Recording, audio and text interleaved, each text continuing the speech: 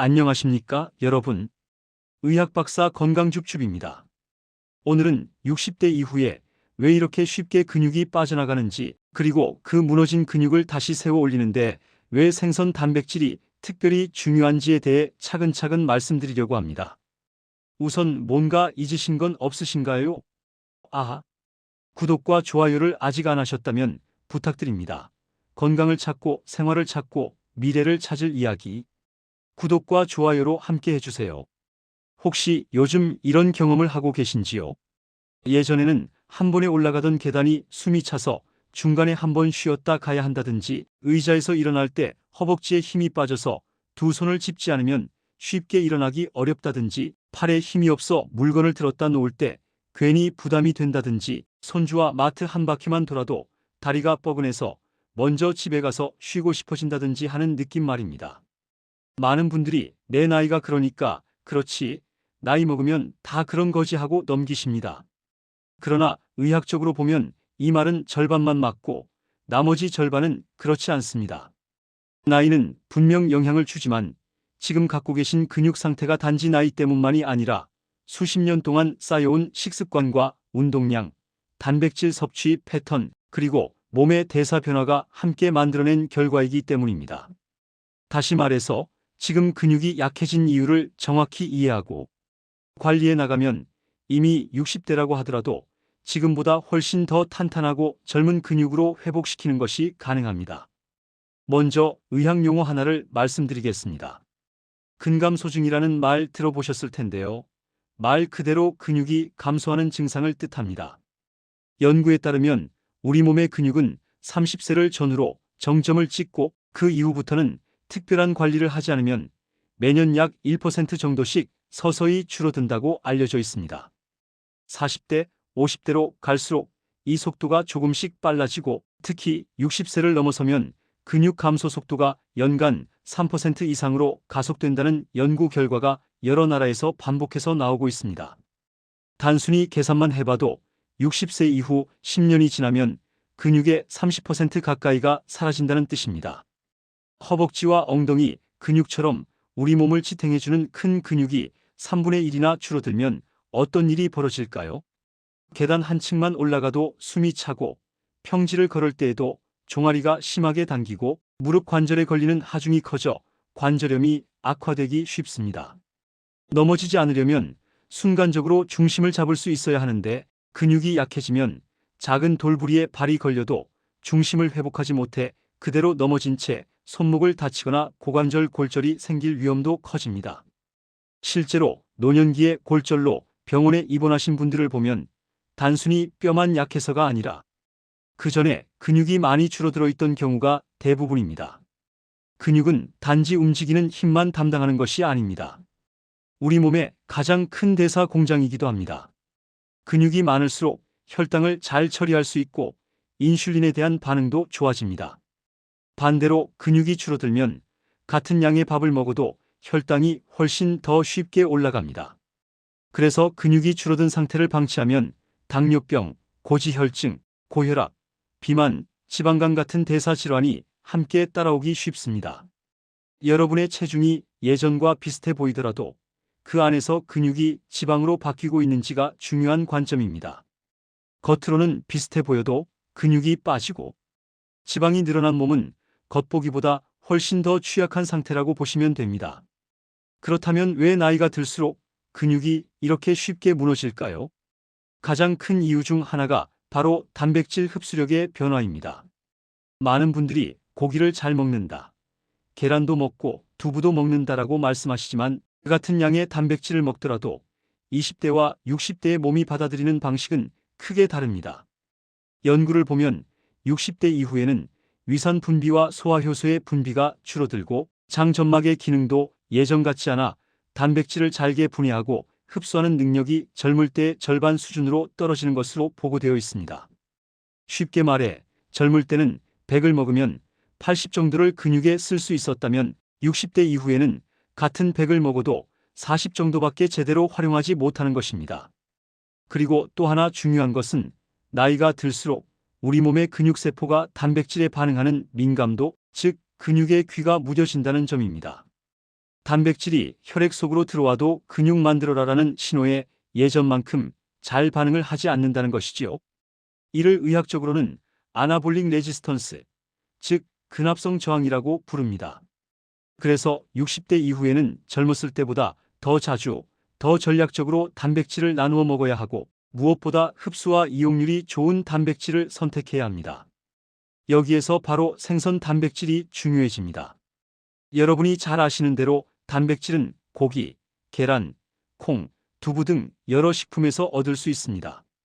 그런데 이들 단백질이 모두 같은 품질을 가진 것은 아닙니다. 단백질을 이루는 기본 단위는 아미노산인데 근육을 만드는 데 특히 중요한 아미노산들이 있습니다. 이를 필수 아미노산, 그 중에서도 유신과 같은 가지사슬 아미노산이라고 부릅니다. 생선 단백질은 이 필수 아미노산 비율이 매우 균형 잡혀 있을 뿐 아니라 위와 장에서 빠르게 분해되고 흡수되는 특징을 가지고 있습니다. 육류 단백질은 좋지만 지방과 결합된 형태가 많고 조리법에 따라 소화가 더디고 위에 부담을 줄 수 있습니다.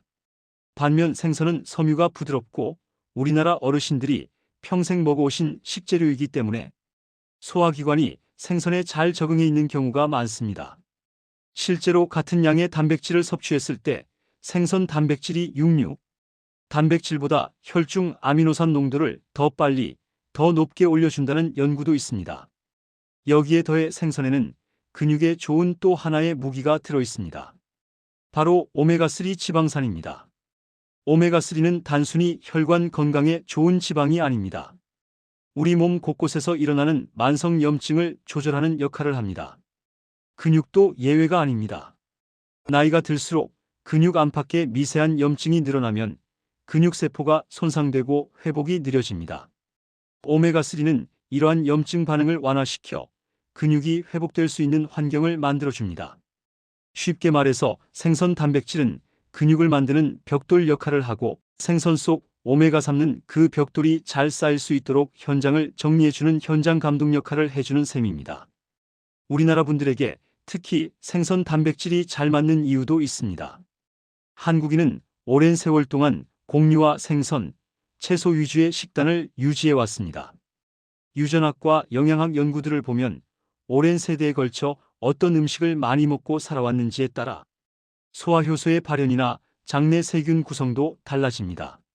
실제로 동양인은 서양인보다 유당 분해 효소가 적은 대신 생선과 곡류를 분해하는 효소 활성은 더 높은 경향이 있는 것으로 보고됩니다. 그래서 같은 생선을 먹어도 서양인보다 한국인이 더 편안하게 소화하고 단백질을 효율적으로 활용할 수 있는 조건을 갖고 있는 것입니다. 또 생선은 가격 대비 효율이 매우 좋은 단백질 공급원입니다. 같은 단백질 20g을 얻는다고 가정했을 때 소고기를 이용하면 비용이 상당히 올라갑니다. 반면 조기, 갈치, 북어, 멸치 같은 생선은 계란이나 육류에 비해 가격이 상대적으로 저렴하면서 단백질 함량은 결코 뒤지지 않습니다. 여기에 뼈째 먹는 멸치나 칼슘이 풍부한 미꾸라지처럼 단백질과 칼슘을 동시에 공급해주는 생선까지 고려하면 생선은 60대 이후 근육과 뼈, 혈관을 동시에 관리할 수 있는 매우 효율적인 식품이라고 할 수 있습니다. 한 가지 더 짚고 넘어가야 할 부분은 씹는 힘입니다. 나이가 들수록 치아 상태가 좋지 않거나 틀니를 사용하시는 분들이 많습니다. 고기나 질긴 육류는 소화 이전에 입에서의 저항이 너무 커서 충분한 양을 꾸준히 먹기가 어렵습니다. 반면 생선은 살이 부드럽고 잘게 발라서 국이나 탕, 조림 형태로 드실 수 있기 때문에 치아가 약한 분들도 충분한 양의 단백질을 부담 없이 섭취할 수 있습니다. 특히 북어국처럼 부드럽게 풀어진 형태의 단백질은 위장에 부담을 줄이면서도 흡수는 빠르기 때문에 입맛이 떨어진 분들에게도 좋은 선택입니다. 정리해서 말씀드리면 60대 이후 근육이 무너지는 가장 큰 이유는 나이가 들어서가 아니라 나이에 따라 변하는 단백질 흡수력의 저하와 근육이 단백질에 반응하는 힘의 감소, 그리고 수십 년간 누적된 운동 부족이 함께 작용하기 때문입니다. 이때 단백질을 아무거나 많이 먹는다고 해결되는 것이 아니라 몸이 잘 받아들이고 근육이 좋아하는 형태의 단백질을 전략적으로 공급해야 합니다. 그 조건을 가장 잘 만족하는 것이 바로 생선 단백질입니다. 생선은 필수 아미노산 구성이 뛰어나 근육 합성에 유리하고 위장에 부담이 적으며 오메가3로 근육 염증을 줄여주고 우리나라 사람들의 유전적 문화적 식습관에도 잘 맞는 식품입니다. 여기에 가격 대비 효율까지 고려하면 60대 이후 근육을 되살리는 단백질의 답이 왜 생선인지 충분히 이해하실 수 있을 것입니다. 그래서 저는 진료실에서 60대 이상 환자분들을 뵐 때마다 이제부터는 단백질을 챙겨 드셔야 합니다라고 말씀드리는 것에서 한 걸음 더 나아가 특히 생선 단백질을 의식적으로 늘려보십시오라고 구체적으로 권하고 있습니다. 단지 고기를 줄이고 생선을 한두 번 더 먹는 수준이 아니라 아침, 점심, 저녁 가운데 최소 2끼에는 생선을 활용해 단백질을 채우는 식으로 식단의 구조 자체를 바꾸어 보라고 말씀드립니다. 이렇게 식단의 방향을 조금만 조정해도 3개월, 6개월 후 근력이 분명히 달라지는 사례를 실제로 많이 보았습니다. 지금까지는 왜 나이가 들수록 근육이 무너지는지 그리고 그 과정에서 생선 단백질이 왜 중요한지에 대해 몸의 안쪽에서 일어나는 변화를 중심으로 설명을 드렸습니다. 이제 이어지는 다음 부분에서는 수많은 생선 중에서도 실제로 60대 이후 근육을 되살리는데 특히 도움이 되는 5가지 생선 그리고 각각의 특징과 구체적인 섭취 방법에 대해 자세하게 말씀드리겠습니다. 60대 이후 근육이 무너지는 진짜 이유와 그 과정에서 생선 단백질이 왜 중요한지를 설명드렸습니다. 이제는 생선 중에서도 어떤 생선을 선택해야 실제 근육 회복에 직접적인 도움이 되는지 그리고 어떻게 드셔야 가장 효과적인지 실제 임상 사례를 바탕으로 깊이 있게 설명드리겠습니다. 많은 분들이 생선이 좋다니까 아무 생선이나 먹으면 되겠지라고 생각하시지만 의학적으로 보면 그렇지 않습니다. 생선은 종류마다 단백질의 양이 다르고 지방의 구성도 다르고 흡수되는 속도와 방식도 다릅니다. 어떤 생선은 근육 회복에 유리한 아미노산 구성이 뛰어나고 어떤 생선은 뼈 건강이나 염증 감소에 더 특화되어 있습니다. 또 어떤 생선은 단백질은 높지만 염분 함량이 높아 고혈압이 있는 분들은 조리 방식까지 신경 써야 하는 경우도 있습니다. 따라서 단순히 생선이 좋습니다라는 식의 설명으로는 실제 근육 회복이 이루어지기 어렵습니다. 그래서 저는 수많은 연구 자료와 임상 경험을 바탕으로 60대 이상 시니어 분들께 특히 도움이 되고 실제로 근력 회복에 효과가 있었던 생선 5가지를 중심으로 지금부터 자세히 설명드리려고 합니다. 먼저 첫 번째 생선은 바로 조기입니다. 조기는 계란 4개 분량에 해당하는 약 25g의 고품질 단백질을 포함하고 있습니다. 무엇보다 조기는 소화가 매우 편안합니다. 나이가 들면서 위산 분비량과 소화 효소 활성도가 떨어지기 때문에 고기나 질긴 단백질은 속이 더부룩하거나 답답한 느낌을 주는 경우가 많습니다. 그러나 조기는 단백질 섬유가 부드럽고 비린내가 적어서 조기구이, 조기탕과 같은 형태로 조리하면 아침에도 부담 없이 드실 수 있습니다. 특히 아침 단백질이 중요한 이유는 아침에 인슐린 민감도가 높기 때문입니다. 인슐린은 혈당뿐 아니라 단백질을 근육 속으로 전달하는 역할도 하는데 아침에 조기를 통해 단백질을 공급하면 근육 단백질 합성이 활성화되어 하루 동안 근육 손실을 방지하는 데 큰 도움이 됩니다. 또한 조기는 미네랄 구성도 균형 잡혀 있어 근육 회복 속도를 높이고 전해질 균형까지 도와 전반적인 컨디션 회복에도 좋습니다. 두 번째 생선은 갈치입니다.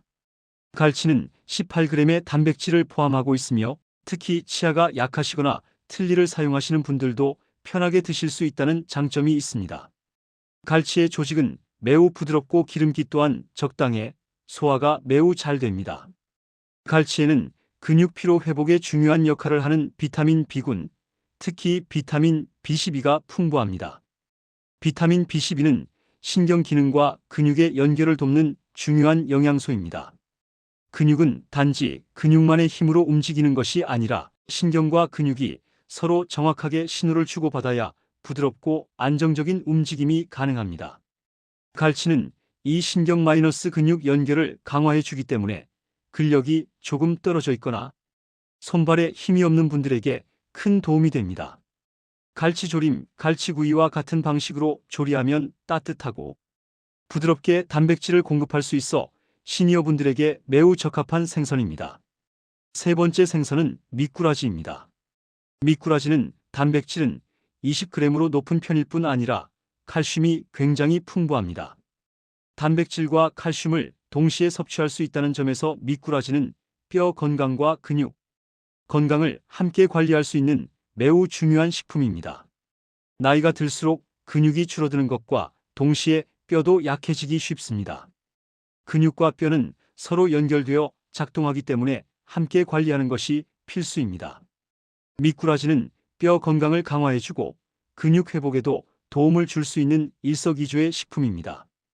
또한 미꾸라지탕이나 추어탕과 같은 조리법은 국물 안에 단백질과 미세, 영양소가 그대로 녹아들기 때문에 흡수율이 높습니다. 특히 무릎이나 허리 통증이 있으신 분들은 미꾸라지의 칼슘과 비타민 D 조합이 통증 완화에 도움을 줄 수 있습니다. 네 번째 생선은 북어입니다. 북어는 단백질 함량이 무려 79g나 되는데 이는 계란 13개 분량에 해당하는 양입니다. 북어가 특별히 좋은 이유는 단백질 함량도 높지만 지방 함량은 낮고 해독과 염증 감소 효과도 함께 갖고 있다는 점입니다. 나이가 들수록 근육은 자체적인 염증 반응이 늘어나는 경향이 있습니다. 이 염증 반응이 심하면 근육이 회복될 시간이 충분히 있어도 재생이 늦어지고 쉽게 피로해지며 운동을 하고 싶어도 몸이 빨리 지치는 상황이 나타납니다. 북어는 염증 억제에 도움을 주기 때문에 근육 재생에 매우 유리한 환경을 만들어줍니다. 또한 북어국은 위에 부담이 적어 식사량이 줄어든 분들에게도 안정적인 단백질 공급이 가능합니다. 마지막 다섯 번째는 멸치입니다. 멸치는 소량으로도 단백질과 칼슘, 미네랄을 동시에 섭취할 수 있는 효율적인 식품입니다. 멸치는 단백질 72g을 포함하며 관절 근육 혈관 건강을 모두 관리할 수 있는 아주 훌륭한 식품입니다. 멸치는 뼈째 먹기 때문에 칼슘 섭취량이 매우 높습니다. 우리 몸의 근육이 안정적으로 수축하고 이완하기 위해서는 칼슘이 반드시 필요합니다. 칼슘이 부족하면 근육 경련이나 쥐가 잘 나게 되는데 멸치를 꾸준히 드시면 이러한 문제를 완화하는 데 큰 도움을 줄 수 있습니다. 멸치는 볶음 멸치, 국물 멸치 등으로 매일 소량씩 꾸준히 먹기 쉬운 장점이 있습니다. 이렇게 5가지 생선을 꾸준히 섭취하고 식단에 전략적으로 배치하면 근육 회복이 실제 눈에 보일 정도로 빨라지는 경우가 많습니다. 제가 진료했던 68세 환자분의 사례를 말씀드리겠습니다. 이분은 계단을 오르거나 의자에서 일어날 때 무릎이 떨리고 힘이 부족하다고 호소하셨습니다. 체성분 분석을 해보니 하체 근육량이 또래 평균보다 낮았고 체력도 크게 떨어져 있었습니다. 그래서 3개월 동안 생선 단백질 집중 섭취 프로그램을 적용했습니다. 아침에는 조기구이, 점심은 갈치, 저녁은 북어국을 기본으로 하고 주 2회에서 3회는 미꾸라지탕을 추가하고 멸치는 하루에 한두 스푼씩 곁들이도록 했습니다. 식단 조절과 함께 가벼운 하체 근력 운동을 병행했습니다. 3개월 뒤 분석을 해보니 하체 근육량이 2.1kg 증가했고 계단 오르는 시간은 40% 단축되었으며 일어날 때 느끼던 떨림도 현저하게 줄었습니다. 혈압과 혈당도 안정되었고 피로도가 크게 감소했습니다. 이처럼 올바른 생선 단백질 섭취는 단순히 근육을 늘리는 것에서 그치지 않고 전반적인 신체 기능을 향상시키는 역할까지 합니다. 지금 말씀드린 조기, 갈치, 미꾸라지, 북어, 멸치는 각각의 역할이 조금씩 다릅니다. 조기는 아침 단백질로 근육 합성을 시작하는 역할을 하고 갈치는 근육 피로 회복을 돕고 미꾸라지는 단백질과 칼슘 조합으로 뼈와 근육을 동시에 관리합니다. 북어는 염증을 줄여 근육 회복을 도와주고 멸치는 칼슘과 단백질을 동시에 공급해 하루 전반의 근육 기능을 안정적으로 유지시켜주는 역할을 합니다. 즉, 이 5가지 생선은 하나하나 따로 떼어놓고 보기보다 서로 상호 보완적인 역할을 합니다. 아침에는 소화가 잘 되는 조기나 북어국으로 단백질을 빠르게 공급하고 점심에는 갈치로 필요한 근육을 회복시키고 저녁에는 북어국 같은 부드러운 단백질로 하루의 근육 소실을 보완할 수 있습니다. 그리고 멸치는 하루 중 어느 시간대에도 작은 양으로 꾸준히 드실 수 있어 하루 단백질 섭취의 허점을 메워줍니다. 이렇게 하나의 식단 구조 안에서 서로의 역할이 맞물리도록 조합하는 것이 중요합니다. 지금까지는 생선 단백질의 종류와 각 생선의 특징, 그리고 실제 사례에 기반한 효과까지 말씀드렸습니다. 이제 이 생선 단백질들을 실제로 일상 속에서 어떻게 배치하고 하루에 어느 정도 양을 나누어 먹고 어떤 조리법과 어떤 조합으로 섭취해야 근육 회복 속도가 가장 빨라지는지, 그리고 4주 동안 단계별로 근육을 되살리는 실천 계획을 구체적으로 안내해 드리겠습니다. 60대 이후 근육이 빠르게 무너지는 이유를 몸속 변화의 관점에서 설명드렸고, 실제 현장에서 제가 환자분들께 추천드리는 단백질 최강 생선 5가지와 그 효과를 구체적으로 전해드렸습니다. 이제 마지막 말씀드린 이 생선 단백질을 실제 생활 속에 어떻게 배치하고 어떤 순서로 4주 동안 실천하면 무너진 근육을 다시 세울 수 있는지, 그리고 일상의 작은 습관들까지 어떤 방식으로 조정해야 근육 회복의 속도를 극대화할 수 있는지 가장 중요한 부분을 안내해 드리겠습니다. 많은 분들이 좋은 방법을 알면서도 실천이 어렵다고 말씀하십니다. 하지만 저는 수많은 환자분들을 진료하면서 느낀 것이 있습니다. 체계적인 계획이 있으면 반드시 변화가 생긴다는 사실입니다.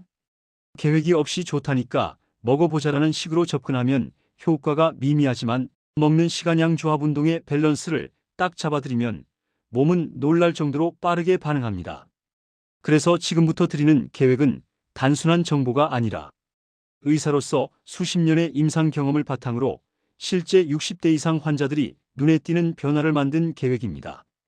우선 1주차는 단백질 습관 만들기 단계입니다. 사람의 몸은 갑작스러운 변화보다 점진적인 변화를 더 잘 받아들입니다. 그래서 첫 주에는 무리하지 않고 단백질을 생활 속에 자리 잡게 만드는 것이 목표입니다. 아침 식사에 조기 한 마리 또는 북어국 한 그릇을 추가하는 것만으로도 하루 근육 손실을 막는 효과가 크게 나타납니다. 아침 단백질의 중요성은 앞서 말씀드린 대로 아침 시간대에 인슐린 민감도가 높아 단백질을 근육으로 끌어들이는 능력이 뛰어나기 때문입니다. 특히 60대 이상에서는 아침 단백질 한 끼가 오후와 저녁의 근육 손실을 눈에 띄게 줄여주는 역할을 합니다. 그리고 첫 주에는 하루 총 단백질 60g을 목표로 잡으면 충분합니다. 물론 이상적인 양은 개인의 체중과 운동량에 따라 다르지만 저는 지나치게 높게 잡기보다 현실적으로 지킬 수 있는 양을 추천드립니다. 또 커피는 반드시 식후 1시간 뒤에 드셔야 합니다. 커피 속 카페인은 단백질 흡수를 방해할 수 있고 위산을 자극해 단백질 분해 과정에 미묘한 영향을 줄 수 있기 때문입니다. 이 첫 주의 목표는 아침 단백질 루틴과 카페인 시간 조절 딱 2가지입니다. 2가지만 바뀌어도 2주차부터 몸의 반응이 달라집니다. 2주차는 생선 단백질 패턴 안정화 단계입니다. 아침 단백질이 어느 정도 자리 잡았다면 점심과 저녁에도 생선 단백질을 자연스럽게 배치하는 단계입니다. 점심에는 갈치조림이나 구이를 선택해 주시고 저녁은 북어국으로 하루를 마무리하시면 됩니다. 갈치는 피로를 회복시키는 비타민 B군이 풍부해 점심의 에너지를 안정시키고, 저녁의 북어국은 낮 동안 손상된 근육을 회복시키는 데 매우 유용합니다.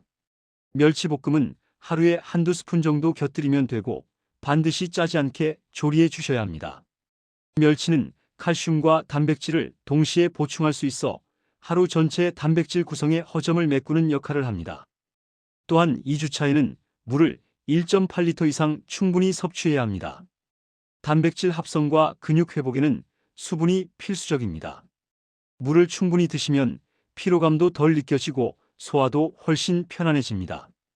이 시기부터 몸이 생선 단백질에 익숙해지면서 피로도가 줄고 기운이 나는 느낌을 받는 분들이 많습니다. 3주차는 근육 회복 속도 증가 단계입니다. 이 단계는 본격적으로 근육이 다시 채워지는 시기입니다. 미꾸라지탕이나 추어탕을 주 2에서 3회 드시면 단백질과 칼슘을 동시에 보충할 수 있고 뼈와 근육의 회복이 동시에 가속됩니다. 또한 이 시기에는 생선 속 오메가3의 염증 감소 효과가 극대화됩니다. 염증이 줄어들면 근육세포의 재생 속도가 빨라지고 운동 후 피로감도 훨씬 덜합니다. 2단계에서 운동도 조금 추가됩니다. 거창한 운동이 아니라 단 10분의 의자 스쿼트면 충분합니다. 의자에서 일어섰다 앉는 동작을 반복하면 허벅지와 엉덩이, 종아리 등 하체의 근육 전체가 골고루 활성화됩니다. 60대 이후에는 큰 운동보다 기능을 살리는 움직임이 더 중요합니다. 의자 스쿼트 10분이면 하루 근육 자극량이 충분히 확보됩니다. 여기서 중요한 점은 운동을 과하게 하지 않는 것입니다. 근육은 과부하보다 지속성에 더 크게 반응합니다. 꾸준히 매일 적당한 자극만 주어도 근육은 반드시 반응합니다.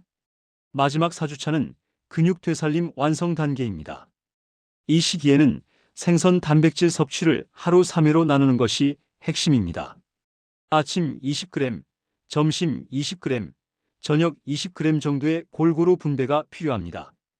단백질을 한 끼에 몰아서 먹는 식습관은 60대 이후에는 거의 효과가 없습니다. 앞서 설명드린 단백질 흡수력 감소와 근합성 저항 때문입니다. 작은 양을 자주 먹어야 근육이 단백질을 받아들일 시간을 충분히 가질 수 있습니다. 2단계에서는 발효식품과의 조합이 매우 중요합니다. 된장, 김치, 청국장과 같은 발효식품은 장내 환경을 개선하고 아미노산 흡수율을 높이는 역할을 합니다. 실제로 생선 단백질과 발효식품을 함께 섭취했을 때 아미노산 흡수율이 약 2배 증가했다는 연구도 있습니다. 저녁 식사에서 북어국에 된장을 곁들이거나 멸치볶음을 배추김치와 함께 드시는 식의 조합만으로도 효과를 크게 높일 수 있습니다. 그리고 이 시기에도 커피는 식후 1시간 뒤, 술은 단백질 섭취 3시간 뒤로 충분히 시간 간격을 두는 것이 중요합니다. 술은 단백질 합성을 억제할 뿐 아니라 근육 회복 호르몬의 분비를 방해하기 때문에 꼭 조심해 주셔야 합니다. 이렇게 4주 계획을 체계적으로 실천하면 체력과 근력뿐 아니라 혈압, 혈당, 소화 기능, 피로도까지 전반적으로 안정되는 효과가 나타납니다.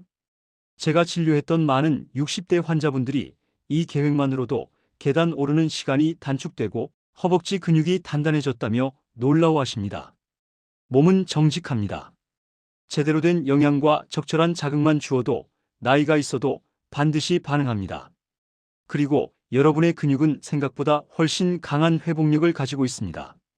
지금까지 4주 실천 계획을 자세히 안내해 드렸습니다. 오늘 제가 드린 말씀은 단순한 이론이 아니라 실제 환자분들이 변화를 만들어낸 방법입니다.